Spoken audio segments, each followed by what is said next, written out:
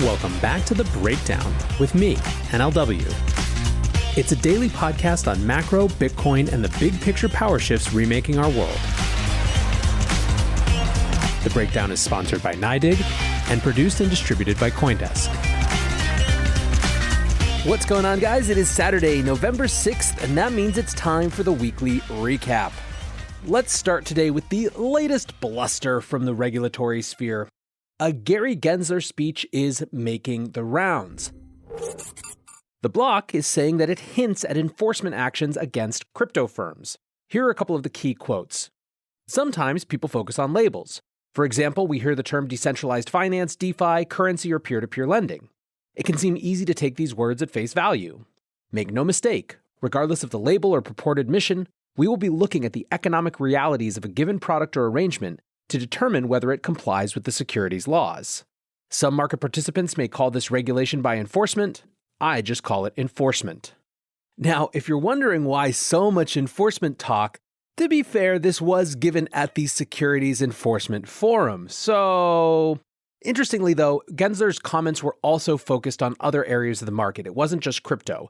Bloomberg's headline was Wall Street cop Gensler pledges big cases, faster investigations. And Forbes writes, Gensler, SEC will pursue misconduct everywhere, including matters that don't make headlines. But for those of us who are in the crypto industry, is there anything else worth noting around this tough talk? Well, one thing that is worth pointing out is that Dan Berkovitz has joined the SEC from the CFTC. He's moving to the SEC's enforcement division, and he's perhaps best known for cleaning up the structure of the swaps market, which is what Michael Burry famously took advantage of to short mortgage bonds leading into the great financial crisis. Over the summer, Berkovitz came after DeFi platforms saying that they were possibly illegal, so that is certainly worth keeping an eye on. Also in the crypto world, many people took umbrage with Gensler's comments around the line. So what do I mean? Well, let's turn to Antonio Juliano, the founder of DYDX, who wrote, Gensler today gave a speech where he said about crypto and DeFi, quote, if you're asking a lawyer, accountant, or advisor if something is over the line, maybe it's time to step back from the line. First of all, I would challenge anyone who does not have a legal background to analyze the hundreds of pages of SEC guidance, years of speeches, and decades of case law with no counsel or even advice, and have any idea at all where, quote, the line is. Second, not over the line equals legal. If there is a legal business opportunity, there will rise up firms to capture it. If you don't, someone else will. That's called capitalism. If there is a business opportunity you're not sure is legal, you ask a lawyer. If it isn't, you modify the solution until it is legal. So it confuses me why the chair of the SEC is recommending those who have identified business opportunities they are very reasonably not sure if legal, not work with lawyers to ensure solutions fall within the bounds of the law. Gensler then goes on to say, think about the spirit of the law. It's about protecting investors. Well, I completely agree with that. As I've said, DeFi in many ways is exactly the long-term answer to regulators' key concerns. So I yet again conclude that it's unfortunate the narrative pushed by the SEC recently is shut crypto down to protect investors. Think about the spirit of the law. It's about protecting investors. We do. That's why we're building DeFi. Jerry Brito of Coin Center writes, I think this is good advice when there are bright line rules. Don't cross them. But what about when there are no such bright lines, only flexible balancing tests? And then there was investor Michael Arrington, who wrote, I think, something that better captures the spirit and tenor of the crypto conversation regarding these comments.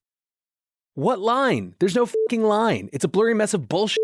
That's why you're driving us all totally crazy, SEC. Now, there is one other interesting SEC thing happening. Grayscale, as you know, is trying to convert its Grayscale Bitcoin Trust into a Bitcoin spot ETF. They have formally filed, and the first possible date for approval, barring extensions, is December 24th. The SEC has recently announced that they are formally seeking comments on this. Finally, Crypto Mom, Commissioner Hester Peirce, mentioned again her support of spot products. At the Bloomberg Financial Innovation Summit, she said, I think by withholding from investors exposure to spot products, we're actually not helping them. We're actually putting them in a worse position. Of course, we do these product approvals on a case-by-case basis, but I do think that it's not the best for investors not to give them access to this product. NYDIG sponsors this podcast, and they are the go-to Bitcoin company for banks and credit unions, as well as corporate treasuries, fintechs, and hedge funds. Learn more at NYDIG.com/NLW. That's NYDIG.com/NLW.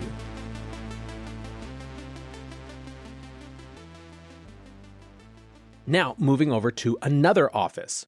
The Office of the Comptroller of the Currency had initiated a crypto sprint earlier in the year to review all of the various things that their predecessors under Brian Brooks did while at the OCC, including making it much easier for banks to work with stablecoin issuers. Acting Comptroller Michael Hsu said on Wednesday that the sprint had concluded, saying, "The content of these communications on the chartering decisions, interpretive letters, and the crypto sprint will be broadly aligned with the vision for the bank regulatory perimeter laid out here today. How should synthetic banking be defined? What constitutes universal activity for a crypto firm? Should certain crypto activities even be allowed to mix? What adjustments to bank prudential standards and supervisory approaches are needed to ensure that such firms operate safely, soundly, and fairly? To answer these and other critical questions meaningfully, federal and state regulators will need to engage technology and crypto firms, academics, community groups, banks, trade associations, and other stakeholders." Now, it's not exactly clear what Michael Hsu is saying. It seems like we're going to have to really wait for more information, but I will note that they're not talking about banning. Again, you'll hear this as a theme a lot. There was a lot of talk earlier this year that the government was heading straight towards Banningsville, and that just isn't the case. Now, that's not to say that there won't be fallout. It is clear that the acting comptroller wants comprehensive consolidated supervision. He says, quote, "This would clearly differentiate safe and sound crypto firms from those that are regulated only partially and have a history of control lapses, such as Binance and Tether." As I said, one more thing to expect some more info on soon, but let's stay in the realm of the crappy for just a minute. I did a whole show about a month ago about this crypto provision in the infrastructure bill that could be a total disaster. With a vote on the bill looming, it's getting more noisy. This is the amendment to Section 6050I. Matt Leising writes, "If you're in crypto, you should be paying attention to this story. There's a chance any digital asset receipt would require you to report to the US government the name, address, social security number, and TID of your counterparty in an egregious overreach." Patrick Dugan gives even more details, writing, "Reading up on IRS provision 6050I inserted into the infrastructure bill set to pass in the House on Friday. In July, we made a huge fuss about the broker thing. This is 100x worse. Criminal felonies including all individuals and all tokens, all mixing, all custody. Taproot mixing, you're hosed. You become a felon for using wasabi. Mining pools that aren't doxed, felony. NFTs above 10K, you go to jail. Programming payments in installments to keep sums below 10K, also a felony. Writing software, even some JavaScript app logic in a wallet to assist, jail.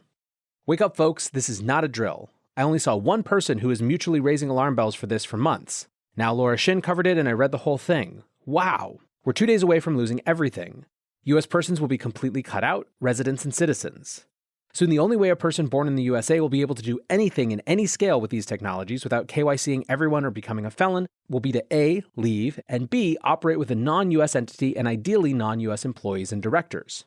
Then we'll have to globally adopt some kind of decentralized minimal KYC with encrypted blinded POR, no home address docs but can confirm not US, and we just turn our backs to US persons. Rest of the world has a spectrum of more financial freedoms and regulation requirements. This is the future. The way to avoid this scenario where US persons are living under harsh capital controls is to raise a ruckus like we did in July, remove 6050I from the infrastructure bill, and we have less than 2 days. We need to act today to prevent this bill from passing unchanged tomorrow. Neeraj from Coin Center writes, "We're on it. If it becomes law, big if because of larger political issues, we would likely challenge it in court." Jake Chervinsky writes, "The infrastructure bill is heading for a vote in the House. Yes, the crypto provisions are just as bad as they were months ago. Yes, the impact of Section 6050I has been underexplored. No, you don't need to call your reps. The political reality is it's out of our hands now. Importantly, nothing will happen right away. The crypto provisions don't go into effect until 2024 for fiscal year 2023 reporting. We can try to get them repealed or amended before then. They also need rulemaking from Treasury to define their scope. We will be active in that process. I'm as disappointed as anyone, but strategically, it's crucial we understand when to fight and when to keep our powder dry. We made a big impact in DC during the Senate vote. That was our shot and we made it count.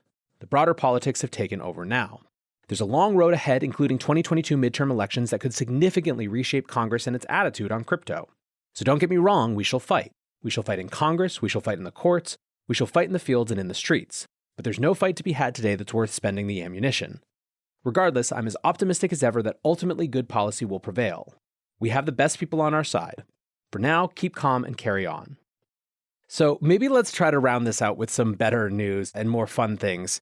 The Bitcoin mayor race continues to heat up. As I've told you about throughout shows this week, First, we had Eric Adams, the new mayor of New York, who as early as July was talking about why he wanted to make the city a center for Bitcoin, and then reiterated that in the days after his election, even saying that he wanted to compete with Miami and Mayor Francis Suarez. Well, when Mayor Suarez said that he was going to take his next paycheck in Bitcoin, Eric Adams tripled up, tweeting yesterday, "In New York, we always go big, so I'm going to take my first 3 paychecks in Bitcoin when I become mayor. NYC is going to be the center of the cryptocurrency industry and other fast-growing innovative industries. Just wait." Now, the biggest thing I want to note about this is that he must be getting positive response to his comments, or otherwise, why would he keep engaging? There is another contender in the Bitcoin mayor race, though. Mayor Scott Conger of Jackson, Tennessee tweets, "While state law prohibits the city of Jackson from paying me in Bitcoin, I'll follow the lead of Francis Suarez and Eric Adams and instantly convert my next paycheck to Bitcoin." Of course, this isn't Conger's first rodeo with Bitcoin Twitter. He has long stated that he wants Jackson to be a Bitcoin-friendly city. In July, for example, he was looking into making property tax payments in Bitcoin. That month, he also tweeted, "Why do we accept inflation? Why don't we demand more from our federal government? 6.3% in 2 years, 172.8% in my lifetime. Every year our dollar is worth less. There is no rebound. There is only one fix to this. Hashtag Bitcoin." Finally, I want to at least briefly mention NFT.NYC. There was so much happening around this week-long event. You could see, even through Twitter, so much of the energy that was going on there. You had collections being displayed in Times Square on 60-foot billboards and millions of discussions and panels and parties. And I just wanted to close with a little thread from Batsoup Yum, who's an NFT collector and who is there, who writes, "A quick thought on NFT and NYC as I head out. I've never seen energy like this and I'm not prone to hyperbole. It felt like connection between creator and collector, which has always been there, stepped up a level because the friction in between has been disrupted. When was the last time a traditional collector had a drink with the artist in real life, or a hug and a high five, or got to paint with them at their studio, or just shared a laugh about 420, 69, dick butts, or any of the other 10,000 ridiculous things we laugh about together every day?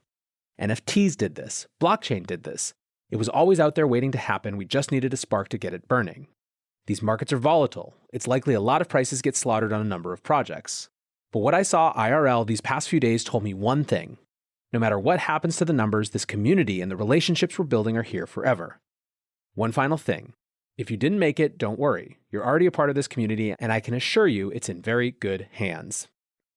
I hope you guys are having a great weekend, and until tomorrow, be safe and take care of each other. Peace.